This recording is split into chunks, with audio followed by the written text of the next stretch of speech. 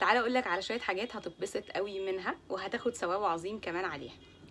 تعالى ان احنا لما نستخدم كوباية معلقة طبق نغسلهم.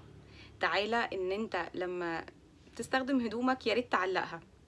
طيب تعالى كمان ان انت لما تعمل اكل اعمل حساب شخص زيادة معاك وخرج الاكل ده لوجه الله لاي حد ماشي في الشارع.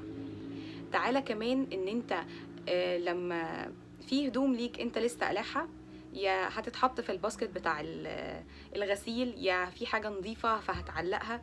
يا ريت يعني دي صورتك الشخصية، وكمان اللي قدامك هيدعي لك والله وهتاخد ثواب كمان عليها. تعالى كمان لما توسخ منديل بقى اي حاجة جنبك كلتها ارميها في الباسكت. سواء في بيتك سواء في شغلك سواء في اي حتة.